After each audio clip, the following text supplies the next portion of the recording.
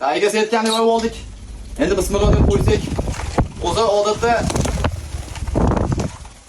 odatda uchini pastga qilib qo'yish kerak ekan. Bizda kletkasi yo'q, uchi bilan qo'yish uchun. Iloji yo'q, dumalatni tashab qo'yamiz endi. Bo'lsa bo'ldi. Menimcha bo'ladi, xudo xolasa. Tovuqlar ham tuxum ochatsa, buni tagiga qo'yib yotmaydi, to'g'rimi? Xohlagan joyga dumalatadi. Menimcha prinsipiallik bo'lmasa kerak.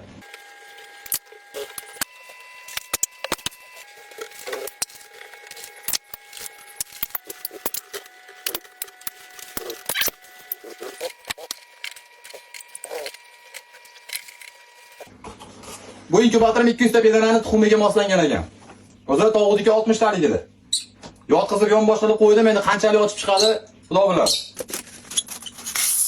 Va.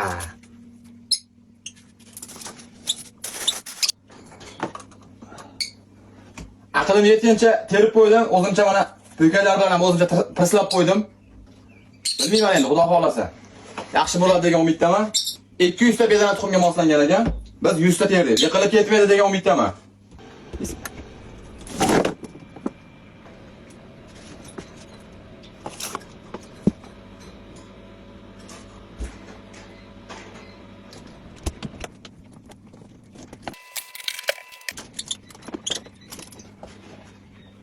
Ilojisi yo'q ekan bu narsani.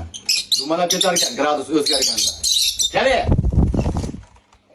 Endi iloji boricha u bugüngi aloqaga chiqib topishga harakat qilaman. Degan rosa ko'pchilikka qildim, shu inkubator bilan shug'ullanadigan. Nalichida yo'q edi, yana shuning uchun terib ko'rmoqchi bo'ldim. Birovning videosida ko'rib qoldim. Yotqizib terib tashagan ekan. Ochibdi, yaxshi. Bizda bo'lmadi. Asab endi ertaga xolos bir vaqt qilib teraman endi. Tuxumlar ham chayqalib o'lgandir o'sha. Ochsanglar bo'ldi endi.